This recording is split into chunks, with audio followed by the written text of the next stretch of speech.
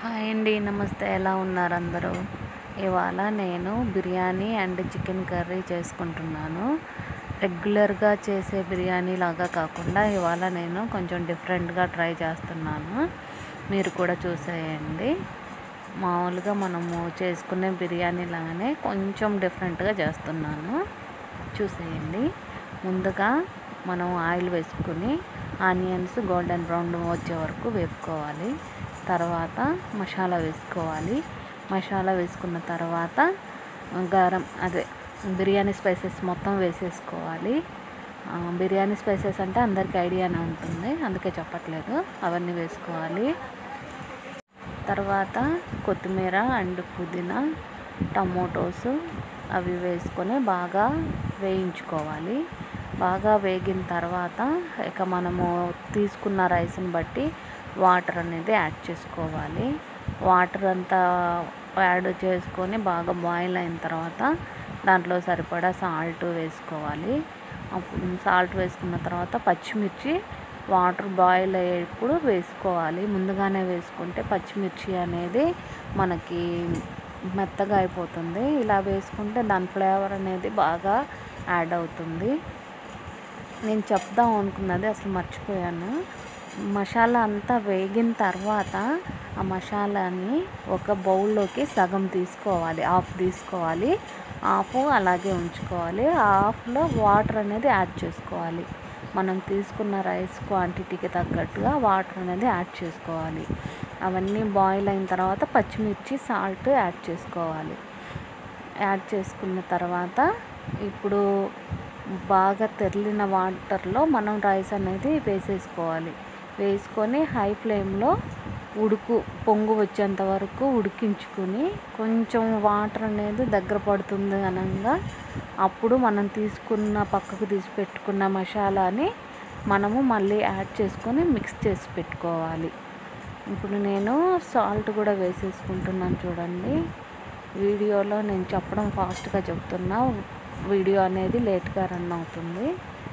మీకు అర్థమవుతుందని అనుకుంటున్నా. ఓ పక్కన గోంగూర కూడా ప్రిపేర్ చేసుకుంటున్నాను. గోంగూరకి ముందు ఆయిల్ వేసుకొని ఆయిల్ హీట్ అయిన తర్వాత ఆనియన్స్ పచ్చిమిర్చి వేసుకొని వేపుకోవాలి. అవి వేగిన తర్వాత మసాలా వేసుకోవాలి.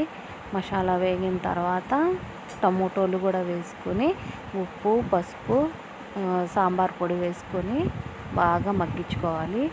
అవన్నీ మగ్గిన తర్వాత కారం యాడ్ చేసుకోవాలి. కారం యాడ్ చేసుకున్న వెంటనే గోంగూరను కూడా యాడ్ చేసేసుకొని బాగా ఉడికించుకోవాలి. బాగా ఉడికిన తర్వాత ఒక గ్లాస్ చిన్న గ్లాస్ తోటి వాటర్ అనేది యాడ్ చేసుకోవాలి. గోంగూరలోకి కొంచెం లూజ్గా రావాలి. మరీ లూజ్ కాదు, మరీ ఎక్కువ థిక్గా కాదు. మనకు తగ్గట్టుగా మనం యాడ్ చేసుకోవాలి వాటర్ అనేది. ఎక్కువ వాటర్ యాడ్ చేసుకుంటే టేస్ట్ పోయిద్ది మళ్ళీ. అదొకసారి చూసుకోవాలి. ఇక్కడ నేను గోంగూర యాడ్ చేసుకుంటున్నాను. మీరు చూడొచ్చు, ఇక్కడ మసాలా వేగిపోయింది. ఈ మసాలా అనేది కొంచెం పక్కకు తీసుకుంటున్నాను నేను. ఇక్కడ చూడొచ్చు, మీరు పక్కకు తీసి పెట్టుకొని మనము ముందుగా చెప్పుకున్నట్టుగా వాటర్ అనేది దగ్గర పడినప్పుడు ఈ మసాలాని ఆ రైస్లో వేసుకొని మిక్స్ చేసుకోవాలి. బాగా మిక్స్ చేసుకోవాలి. మసాలా మొత్తం రైస్కి పట్టేలాగా మనం మిక్స్ చేసుకోవాలి. మిక్స్ చేసుకొని ఇక మామూలుగా మనం ఎలా బిర్యానీకి మనము రైస్ ఎంతవరకు ఉడకాలి ఏంటనేది ఒక ఐడియా ఉంటుంది కదా, అలాగా దాన్ని మనము ఉడికించుకోవాలి. రైస్ అయితే అయిపోయింది. టేస్ట్ మాత్రం మనం రెగ్యులర్గా చేసుకునే టేస్ట్ కంటే కొంచెం ఫ్లేవర్ అండ్ టేస్ట్ ఇంక్లూడ్ అవుతుంది రైస్కి. మీరు కూడా ఒకసారి ట్రై చేయండి. టేస్ట్ మాత్రం సూపర్గా ఉంటుంది. ఇక్కడ గోంగూర కూడా చూడండి, నాది ఆల్మోస్ట్ అయిపోవచ్చింది. కొంచెం వాటర్ అనేది యాడ్ చేసుకుంటాను నేను ఇప్పుడు కారం వేసుకున్నాక. మీరు కూడా ఇలా రెసిపీ ట్రై చేయండి. Gongura biryani and chicken curry perfect. ఇక ఇవి ఉంటే చాలు, ఏమీ అవసరం లేదు. వాటిలోకి పెరుగు చట్నీ. ఇక్కడ చూడండి, నేను రైస్ అనేది యాడ్ చేసుకుంటున్నాను. నేను చెప్పిన విధంగా మీరు కూడా ఒకసారి ట్రై చేయండి.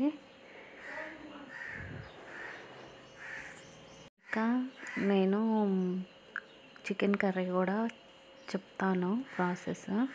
ముందుగా చికెన్ని మనము నీట్గా చిన్న చిన్న పీసెస్ లాగా కట్ చేసుకోవాలి.